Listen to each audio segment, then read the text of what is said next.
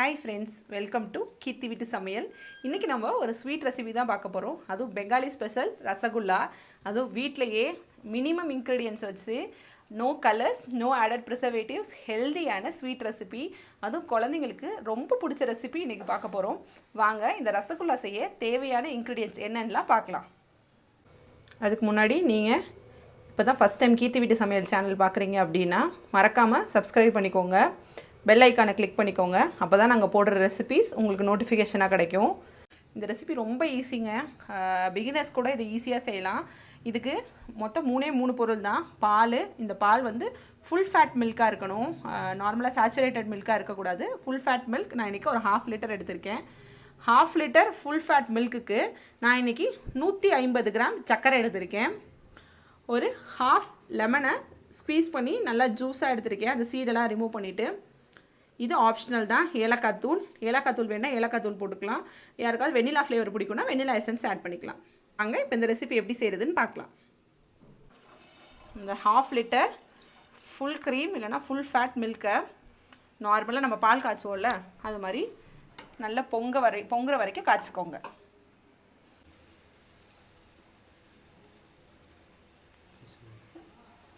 இப்போது பால் நல்லா பொங்கி வரும்போது ஜஸ்ட்டு அது ஒரு கிளறிட்டு சிம்மில் வச்சுருங்க. ஆஃப் பண்ணாதீங்க. நிறைய பேர் சொல்லுவாங்க அடுப்பை ஆஃப் பண்ணிவிட்டு லெமன் ஜூஸ் ஊற்றுங்க அப்படின்னு. அது மாதிரி நீங்கள் ஊற்றுறப்போ இதில் கிடைக்கிற அந்த பன்னீரோட லெவல் வந்து ரொம்ப கம்மியாயிரும். நீங்கள் அடுப்பை சிம்மில் வச்சுட்டே நம்ம கட் பண்ணி ஸ்க்யூஸ் பண்ணி வச்சுருக்கோம்ல இந்த 1/2 லெமன், அதை இந்த பாலில் ஆட் பண்ணி சிம்மில் வச்சே நல்லா கிண்டிக்கிட்டே இருங்க. உங்களுக்கு பார்த்தாலே தெரியும் பால் திரிய ஆரம்பிக்கும். பாருங்கள், நான் அடுப்பை ஹை ஃப்ளேம் கூட பண்ணல, ஜஸ்ட் சிம்மில் வச்சே தான் கிண்டிக்கிட்டே இருக்கேன். தெரியுதா? பால் நல்லா திரிஞ்சு நமக்கு பன்னீர் ஃபார்ம் ஆக ஆரம்பிக்குது. நிறைய பேர் ரசகுல்லா கோவாலாம் வாங்கி செய்வாங்க. கோவாலாம் பயங்கர காஸ்ட்லி. அது ஸ்வீட்லெஸ் கோவா, ஸ்வீட் கோவான்னு அதில் நிறைய வெரைட்டியெல்லாம் இருக்குது. பட் 1/2 லிட்டர் பால், அதெல்லாம் நம்ம ஃபேமிலிக்கு தேவையான ஸ்வீட் ஒரு ஃபெஸ்டிவல் அப்போ பண்ணிக்கிட்டோம் அப்படின்னா நல்ல ஹெல்த்தியாகவும் இருக்கும். நம்ம எந்த விதமான ப்ரிசர்வேட்டிவ்ஸும் இல்லாமல் ஹெல்த்தியாக சாப்பிட்ற மாதிரி நமக்கு ஒரு ஃபீல் இருக்கும். இதே மாதிரியே ஒரு 1 மினிட் நல்லா இதை கிண்டி விட்டுக்கிட்டே இருங்க. நீங்கள் இது எந்த அளவுக்கு ஸ்டர் பண்ணி ஹீட் பண்ணுறீங்களோ அந்த அளவுக்கு உங்களுக்கு கோவா கிடைக்கும். இப்போ எனக்கு 1 மினிட் ஆயிடுச்சு. நான் அடுப்பை ஆஃப் பண்ணிவிட்டு இங்கே பாருங்கள், இந்த மாதிரி வாட்டரும் ஸ்லர்ரியும் ஒரு கண்டிஷனில் இருக்கும். இப்போது இதை ஒரு ஒயிட் கிளாத்து, கலர்டு கிளாத் எதுவும் யூஸ் பண்ணிடாதீங்க, நல்லா ஒயிட் காட்டன் கிளாத்தில் ஃபில்ட்ரு பண்ணலாம். வாங்க, இது மாதிரி ஒரு காட்டன் கிளாத் எடுத்துக்கோங்க. நம்ம இட்லி துணி மாதிரி இருக்கும்ல அது மாதிரி ஒயிட் கிளாத் எடுத்துக்கோங்க. எடுத்துகிட்டு அதை ஒரு 2-3 தடவை வாஷ் பண்ணிடுங்க. கெட்டியான துணியாக எடுக்காதீங்க. இப்போ நம்ம காய்ச்சி வச்சுருந்தோம்ல, லெமன் ஊற்றி திரிய வச்சுருந்தோம்ல, அந்த பாலை எடுத்து இந்த கிளாத் மேலே ஊற்றுங்க. ஸோ இப்போ அந்த தண்ணியெல்லாம் ஃபில்ட்ரு பண்ணதுக்கப்புறம் நமக்கு இந்த மாதிரி பன்னீர் கிடச்சிருக்கு. நான் இன்றைக்கி 1/2 லிட்டர் எடுத்துருக்கிறதுனால பன்னீர் எனக்கு கம்மியாக கிடச்சிருக்கு. நீங்கள் வந்து நிறையா எடுக்கிறப்போ உங்களுக்கு பன்னீரோட லெவல் நிறையா கிடைக்கும். அண்ட் தென் இது ஃபில்ட்ரு பண்ண வாட்டர், இது வேவ் வாட்டர். இதை நிறைய பேர் வேஸ்ட் பண்ணுவாங்க. தயவு செஞ்சு வேஸ்ட் பண்ணாதீங்க. இதில் சப்பாத்தி பிசைஞ்சு பாருங்கள், சப்பாத்தி நல்லா டேஸ்ட்டாக இருக்கும். இன்னும் ஒரு 2 லிட்டர் 3 லிட்டர்லாம் பண்ணுறீங்க அப்படின்னா இதில் சாதம் வடிங்க. சாதம் பயங்கர டேஸ்ட்டாக இருக்கும். லெமன் ரைஸ் அது மாதிரிலாம் பண்ணும்போது சாதம் வடிச்சிங்கன்னா சாதம் நல்ல டேஸ்ட்டாக இருக்கும். இந்த வாட்டரை மட்டும் வேஸ்ட் பண்ணாதீங்க. ஃப்ரிட்ஜில் கூட ஸ்டோர் பண்ணி லைட்டாக சூடு பண்ணிவிட்டு சப்பாத்தி மாவு பிசைஞ்சுக்கோங்க இதை வச்சு. அண்ட் தென் இப்போ நம்ம பன்னீருக்கு வரலாம். இப்போது இதில் நம்ம லெமன் புளிஞ்சோம்ல, அதனால் அந்த புளிப்பு டேஸ்ட் இருக்கும். அதனால் நார்மல் வாட்டர் ஊற்றி இது நல்லா அலசிக்கோங்க. உங்களுக்கு வாயில் போட்டு பார்த்திங்கன்னா அந்த புளிப்பு டேஸ்ட் இல்லாத வரைக்கும். நான் இன்றைக்கி ஒரு 2 வாட்டி வாஷ் பண்ணுறேன். இதை நீங்கள் அந்த பன்னீரை எடுத்து வாயில் போட்டு பாருங்கள். இப்போ பாருங்கள், தெரியுதா? அந்த புளிப்பு டேஸ்ட்லாம் ஃபில்டர் ஆகணும். இந்த பன்னீரில் கொஞ்சம் கூட தண்ணி இருக்கக்கூடாது. ஸோ என்ன பண்ணணுன்னா இது மாதிரி ஒரு மூட்டை மாதிரி இதை கட்டி இதில் இருக்க தண்ணி எல்லாத்தையும் புழிஞ்சிருங்க. எக்ஸஸான வாட்டர் எல்லாத்தையும் புழிஞ்சிருங்க. அப்புறம் இவ்வளோ வாட்டர், எக்ஸஸ் வாட்டர் ரிமூவ் ஆனாலும் இதில் இன்னும் கொஞ்சம் வாட்டரி கண்டென்ட் இருக்குது. அப்படி செய்யும்போது நீங்கள் ரசகுல்லா பால்ஸ் பிடிச்சி தண்ணியில் போட்டிங்க அப்படின்னா அந்த ரசகுல்லாலாம் கரைஞ்சிரும். அதனால நான் இப்போ என்ன செய்கிறேன்னா இதை டைட்டாக ஒரு மூட்டை மாதிரி கட்டி ஒரு 10 மினிட்ஸ் ஏதாவது ஒரு கம்பியில் கட்டி தொங்க விடுங்க. இந்த மாதிரி மூட்டை மாதிரி கட்டி நான் ஒரு கம்பியில் தொங்க விடுறேன். மாதிரி ஏதோ ஒரு கம்பியில் கொஞ்சம் ஹைட்டில் கட்டி தொங்க விட்டுருங்க. ஸோ அப்படி தொங்க விடும்போது என்ன ஆகுனா ஒரு 10 மினிட்ஸில் இது மாதிரி என்ன எக்ஸஸ் வாட்டர் கண்டென்ட் இருந்தாலும் சொட்டு சொட்டாக கொஞ்சம் வெளியில் வந்துடும். அதனால் உங்களுக்கு ரசகுல்லா நல்ல ஸ்பான்சியாக கிடைக்கும். உங்களுக்கு அந்த கட்டி வச்சுருந்தாலும் அந்த கிளாத்தை ஓப்பன் பண்ணி பார்க்கலாம். இப்போது ஒரு 10 மினிட்ஸ்க்கு அப்புறம் இது நல்ல அதோட வாட்டர் கண்டென்ட்லாம் போய் நல்ல ஒரு பால் நேச்சரில் கிடச்சிருச்சு. வாட்டர் கண்டென்ட் எதுவுமே இல்லை. ஆனால் இது இன்னும் சாஃப்ட் ஆகலை. நல்லா இது நல்லா நம்ம வந்து பிசையணும், அதாவது நல்லா நீட் பண்ணணும் இதை. அதுக்கு முன்னாடி இது ஒரு பக்கம் இருக்கட்டும், நம்ம இதுக்கான சுகர் சிரப் ரெடி பண்ணணும். வாங்க இப்போ அந்த சுகர் சிரப் ரெடி பண்ணலாம்.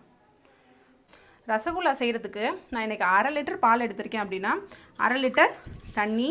நீங்கள் சுகர் சிரப் ரொம்ப பிடிக்கும்னா ஒரு 600 கூட தண்ணி வச்சுக்கோங்க, அதுக்கு மேலே வைக்காதீங்க. அண்ட் தென் 1/2 லிட்டர் பாலுக்கு 150 கிராம் சர்க்கரை. இதை நல்ல ஒரு ஆழமான அகலமான பாத்திரத்தில் போட்டு இந்த சுகர் சிரப்பை அடுப்பில் வச்சிடலாம்.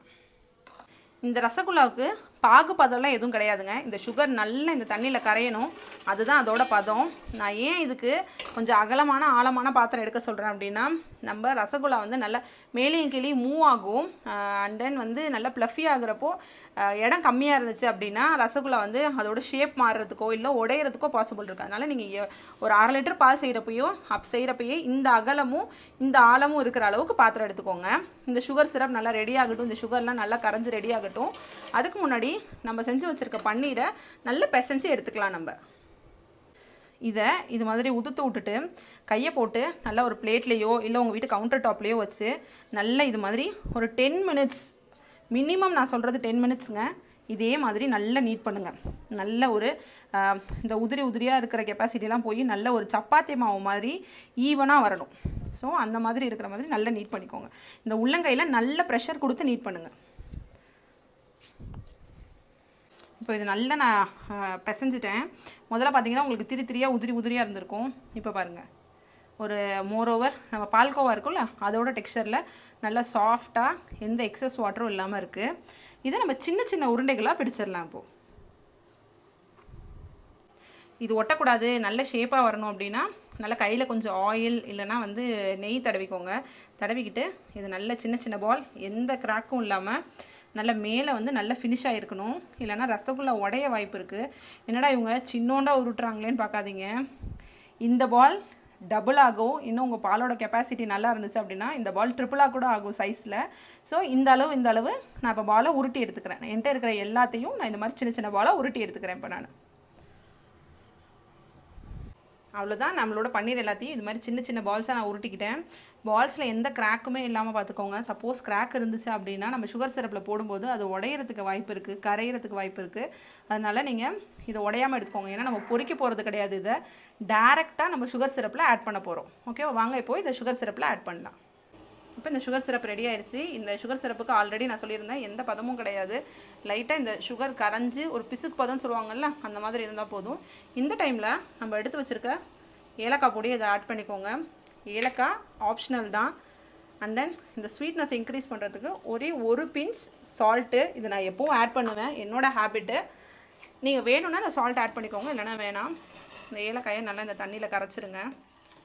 கரைச்சிட்டு நம்ம ரெடி பண்ணி வச்சுருக்கோம்ல இந்த பால்ஸ், இதை ஒன்றா எடுத்து இதில் ஆட் பண்ணிக்கோங்க. ரொம்ப ஃபோர்ஸாக போடாதீங்க, பொறுமையாக இந்த தண்ணியில் இதை ஆட் பண்ணுங்கள். நிறைய பேர் இந்த பால் போட்டு கொஞ்சம் வெந்ததுக்கப்புறம் ஏலக்காய் பொடி போடுவாங்க. இப்போ நீங்கள் இந்த டைம்லேயே போட்டிங்க அப்படின்னா அந்த ரசகுல்லாலையும் அந்த ஏலக்காயோட ஃப்ளேவர் நல்ல ஊறி இருக்கும். அதுக்காக தான் நான் எப்போவுமே செய்யும்போது ஏலக்காய் பொடி போட்டுட்டு இந்த பால்ஸை உள்ளார ஆட் பண்ணுவேன். இப்போ நான் 1/2 லிட்டர் பால் எடுத்திருந்தேன், ஃபுல் க்ரீம் மில்க் எடுத்திருந்தேன். எனக்கு இந்த ஷேப்பில் இந்த சைஸில் உருட்டும் போது எனக்கு ஒரு 20 பால்ஸ் கிடச்சிச்சு. நீங்கள் இல்லை இந்த சைஸ் வேண்டாம் கொஞ்சம் பெருசாக வேணும்னு நினச்சாலும் பெரிய பெரிய பால்ஸாக உருட்டிக்கலாம் நீங்கள். இப்போ இந்த பால்ஸ் எல்லாத்தையும் இந்த சுகர் சிரப்பில் ஆட் பண்ணிவிட்டு ஒரு லிட்டு போட்டு இதை க்ளோஸ் பண்ணி 20 மினிட்ஸ் விட்டுருங்க. நீங்கள் அடுப்பை ஹை ஃப்ளேம்லேயே வச்சுக்கோங்க ஃபுல்லாக. நீங்கள் இது மாதிரி கிளாஸ் லிட்டு போட்டு பார்க்கும்போது நல்லா ரசகுல்லாஸ் நம்ம கண்ணுக்கு முன்னாடியே நல்ல என்லார்ஜ் ஆகும். அண்ட் தென் மேலேயும் கீழேயும் அழகாக மூவ் ஆகிட்டுருக்கும். அடுப்பு இப்போ ஹை ஃப்ளேம்லேயே இருக்கட்டும். ஒரு 20 மினிட்ஸ் கழிச்சு இந்த ரசகுல்லா என்ன ஷேப்பில் வந்திருக்கு, எவ்வளோ பெருசாக இருக்குது அப்படின்னு சொல்லிட்டு பார்க்கலாம். இப்போ 20 மினிட்ஸ் ஆயிடுச்சு. பாருங்கள், நம்ம போட்ட குட்டி குட்டி ரசகுல்லாலாம் நல்லா பெருசு பெருசாக அழகாயிருச்சு. நம்ம போட்ட சைஸ் என்ன, இவங்க வந்திருக்க சைஸ் என்னன்னு பாருங்கள். அழகாக ரெடி ஆயிடுச்சு நம்மளோட ரசகுல்லா. இந்த கலர் ஒன்றும் இல்லை, நம்மளோட ஏலக்காய் பொடி தான் இந்த கலர். அவ்வளோதாங்க, சூப்பரான ரசகுல்லா ரெடி ஆயிடுச்சு.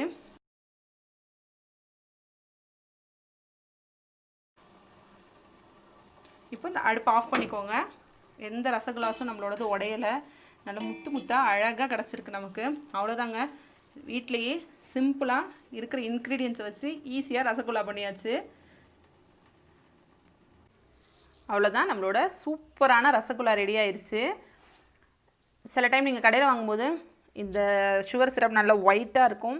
அப்படி வேணும்னு ஆசைப்படுறவங்க, அப்படியே சேம் பெங்காலி நேச்சரில் வேணும்னு ஆசைப்படுறவங்க நீங்கள் ஏலக்காய் பொடி ஆட் பண்ணாதீங்க.